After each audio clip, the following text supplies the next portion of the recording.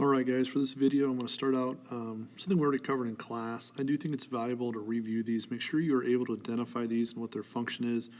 Pretty easy fill in the blank section on the test. You need to know what they do and kind of where they're found as well. I'm not going to spend too much more time on this, but the terms will be coming up throughout the unit. mRNA, tRNA, and RNA are arguably the three most important that you'll need to know. Additional ones, primary transcript, that's the unedited DNA, and it can actually be part of any of the three of the previous ones.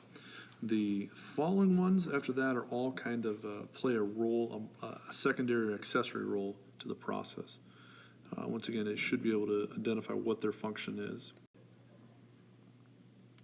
All right, the last ones are those Si and miRNA. Those were discovered much more recently, 1998, and they're going to be important in kind of allowing the expression of the genes themselves, editing of the RNA molecules, therefore affecting the expression.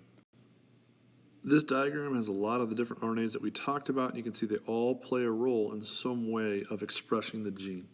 And so you can see the miRNAs, the Si, SN, we didn't talk about the SCA, don't worry about those, but they all play a role in either on the right side, their job is more of the deconstruction process and processing of the mRNA. The left side's going to kind of guide or allow for assist in the process. All right, so this process of DNA replication requires two steps, as we talked about, and we're going to focus in mainly on just transcription today.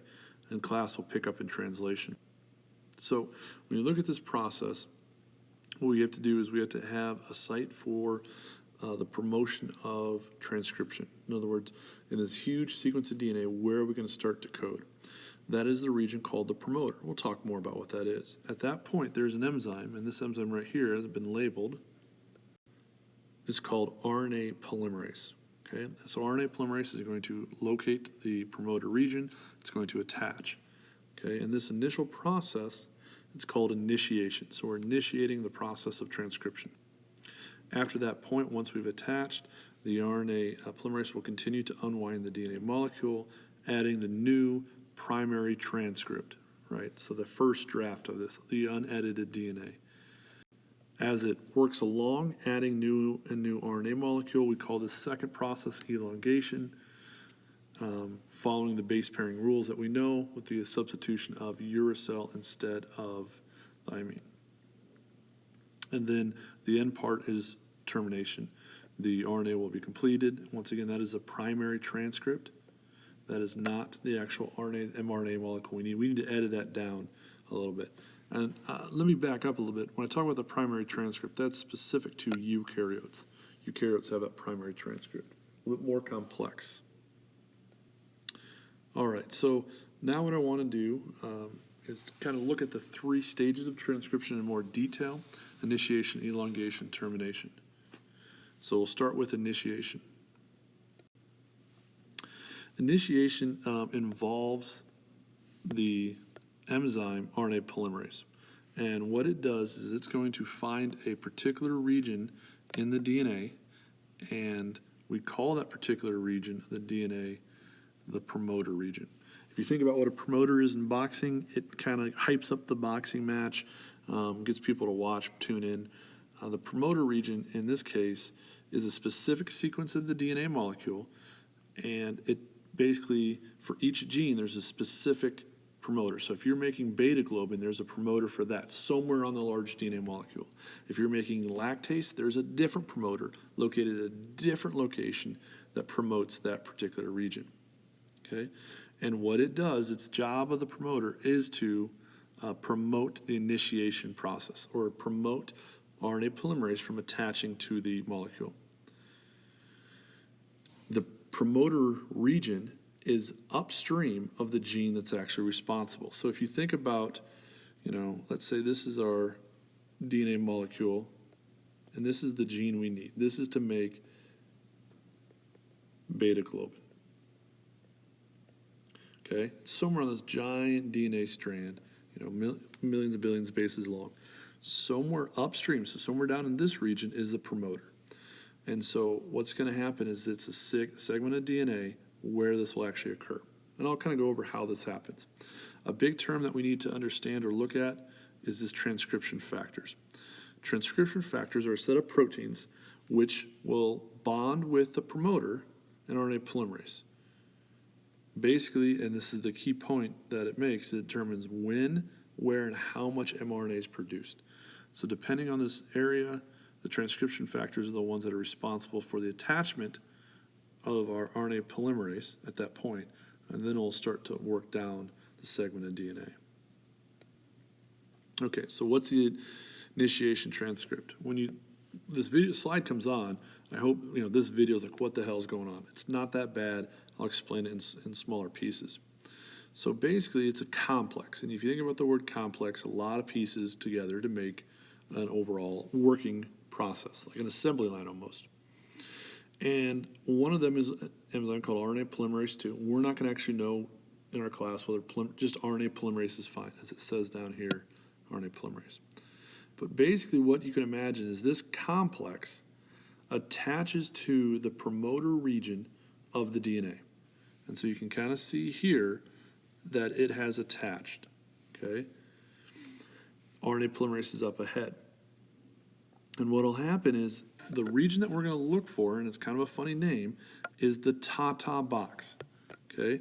The Tata box is crucial for the formation. So this whole molecule comes in and it will actually attach, or knows where to attach, based on this Tata box. Why do they call it the Tata box? Because on the strand of DNA, it is a series of adenines and thymines, just a bunch of A's and T's in different combinations, corresponding to the different genes that we're trying to code. So this entire complex will attach to the Tata box. The DNA itself will then has overlaps and kind of touches, and basically this complex has activators where the DNA has enhancers. And imagine them like keys that are lining up. If the activators and the enhancers are lined up properly, we know we're in the right spot for the particular gene that we need, and then the molecule, RNA polymerase, will begin to code. So it's a way to make sure we're lined up and starting where we need to start. Remember, this is upstream from the actual gene that we need. So the Tata box itself is not actually going to be something that we need. And when we even start, we're going to code some extra information that we don't need. Remember, we're just making the primary transcript. That's the first draft. So we're going to add stuff we don't necessarily need, and we can always go back through and cut out. So just to review initiation, the complex will attach to the Tata box, and the activators and enhancers, if they match up, RNA polymerase will begin the process of transcription. So this is just another diagram. Notice there's the Tata box, just a series of A's and T's. The transcription factors occur if the enhancers and promoters all match up. RNA polymerase will attach and begin the process of adding the bases. This whole thing is initiation. In our activity we're going to do in class next time, you are going to look at the trying to do this, and so the first thing you'll look for, the Tata box. After initiation, the second process is called elongation. In this case, the RNA polymerase will, as I mentioned earlier, unwind the molecule, and it'll add bases, about 10 to 20 bases at a time. In this process, mRNA is made and will kind of hang out off to the side, peels away from the process. And once again, this is just showing one RNA polymerase. Several RNA polymerases can be occurring at one time to speed up the process. The more polymerases we have, the faster it will occur, the more mRNA will be made, more mRNA made, the more polypeptides can be made as well. So that's the elongation. It's going to continue on just adding bases following the base pairing rules. Notice the difference you can see is uracil is going to be added actually instead on the mRNA molecule. You can see that up here. All right. So the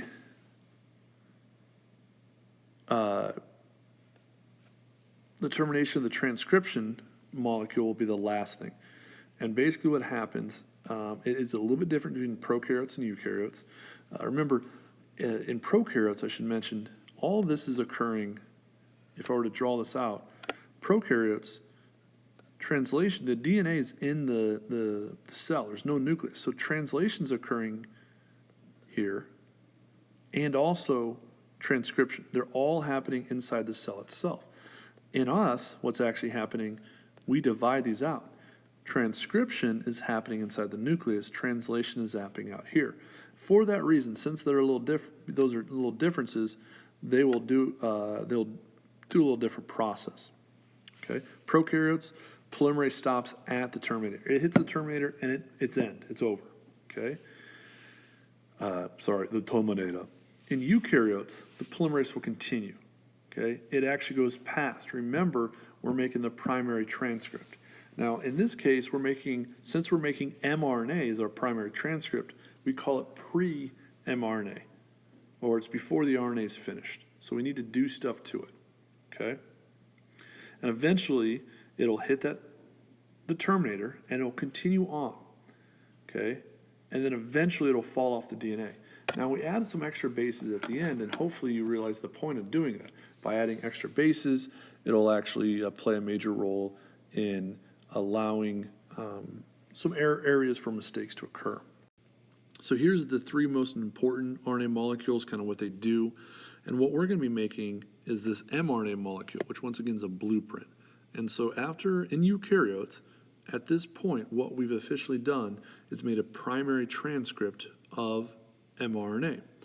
It's the first draft of it. Things need to be added, things need to be cut out. So therefore, what we're going to do, or we call this, primary transcript or pre-mRNA, RNA that still needs to be edited. Okay, so those are the three major ones that we talked about. So make sure you do know those. Put a little more emphasis on those than the additional ones like miRNA that we talked about earlier. So we have this primary transcript. We have this pre-mRNA. We need to modify it. Okay, we need to process it, and we're going to alter it in some way. Basically, this last line kind of summarizes it. What are we going to do in this process? Well, we're going to take some interior parts of the molecule that we don't need. We're going to cut them out. Extra stuff, okay? Other parts are going to be spliced together, and we're going to add some things as well. So it's a whole process of editing, manipulating that primary transcript. And remember, this is talking specifically at eukaryotes. Prokaryotes don't have that. What they do is in the cytoplasm, they do transcription. They copy it. Here's where you start, here's where you end. And you're done, you have your mRNA molecule. It can go right on to the ribosomes and do translation. But in us, our DNA is much more complicated. Our RNA is also more complicated. We got to process it. So the first thing we're going to do is change the ends. This is all happening inside the nucleus. That's important. And what we're going to do to this primary transcript called pre-mRNA molecule is we're going to modify it in a particular way. The 5' end of the molecule is going to get a cap. The 3' gets a poly A tail. There's a huge reason we do this. Now, we add a cap and a tail for protection. If you remember, this is like a long string of nucleotides. And it's going to be going nucleus, nice and safe, protected from the environment, to the cytoplasm. Not such a nice and safe place. And so what this will do is protect it. It allows areas to, if modifications occur, if we modify the cap or the tail, it won't affect it. So that's part of it. The other thing is, remember, this is in the nucleus. And the nucleus has, all this happening in here, nuclear pores. Pores are proteins that are specific and allow certain things out. By adding a cap and a tail, what that'll do for us is it allows the mRNA molecule to leave the nucleus into leaves the nucleus and goes into the cytoplasm. As I mentioned first, it will actually allow for some protection as well, and it'll also help in the process of allowing the ribosome to attach to the 5' end. So yeah, that attachment's pretty big at that 5' end. Allows for the next process, translation, which we'll talk about in class, occurring. So that's why we need that to occur. So here's the process, this whole thing. Notice we actually coded up ahead of where we actually need. This is all we're going to really need, and there's some information that was a little extra. And so we have some extra stuff here, and then on top of that, we add this and this. Protection, attachment, and leave the nucleus. That's why we add them.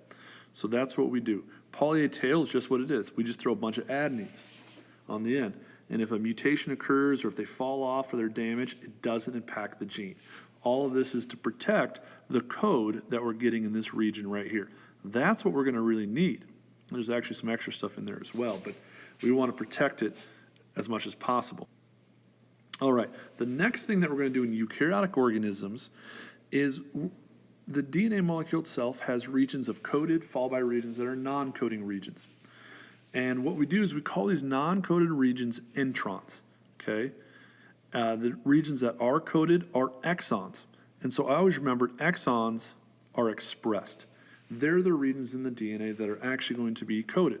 So what happens is when you have a segment of DNA, if this is our start codon, you have segments, and they can vary in size,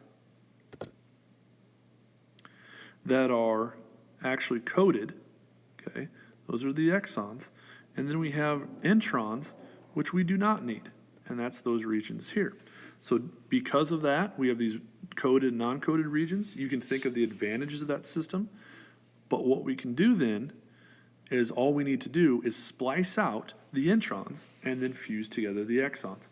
And that way we get one whole coded expression of the gene. So we added a cap and tail, we spliced the gene, we cut out the parts we don't need, and then we're going to put back the pieces that we have.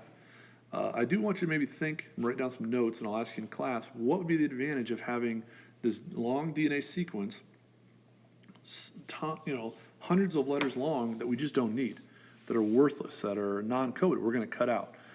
There's some advantages to that. Hopefully you can think about from what we've talked about in class that can help you with that. All right, so here we have the molecule again. We have the cap, we have the tail. We're going to cut out these introns, splice together the exons, and now we've processed this pre-mRNA molecule. We've added the cap, added the tail, cut out the worthless information, and have our molecule. Just another diagram that kind of shows this as well. Okay, so the actual coded information that we need, okay, is just this, this, and this. Cut those out, and now we have a sequence, okay, that we need to have for the actual, this is going to make our protein, this area in here. Okay. One of the things that's going to do that is a spliceosome. A spliceosome is going to cut the particular regions that we don't need, cut the introns out. A spliceosome is composed of several proteins and some of that S, N, R, and P. That's called a SNRP. And basically what that does is tells us where we need to cut out. What's cool is we can cut out certain sections and it can affect the expression of the gene. Creating one primary transcript can produce multiple expressions of a gene. So here you can kind of see that actually occurring. This whole thing is the spliceosome. Okay, these are the SNRPs here, SNRP here, attaches, pulls it together, and then we just cut out this unneeded section of DNA. We cut out the intron. Now remember, that can be, it's just parts of nucleic acid, so we can cut it back down to the individual nucleic acids and reuse this. Another way to do it are ribozymes. They're molecules that actually can splice the RNA.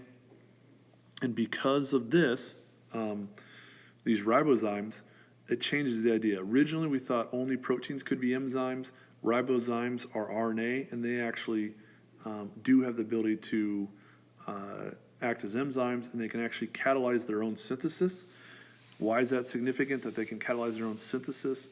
Is that you can imagine when we start talking about how life might have formed on our planet, you're going to need some way to kind of perpetuate the genetic code before we have all these processes, and we think ribosomes might play a role in that. All right, what's the importance of this? I'll let you read this, and this is where I'll actually pick up in class next time. I don't want to continue this video anymore. Make sure you do know the 3 parts of RNA processing, or RNA transcription, initiation, elongation, termination, and how do we go about editing in eukaryotes that primary transcript. That's all I got. Thanks for watching.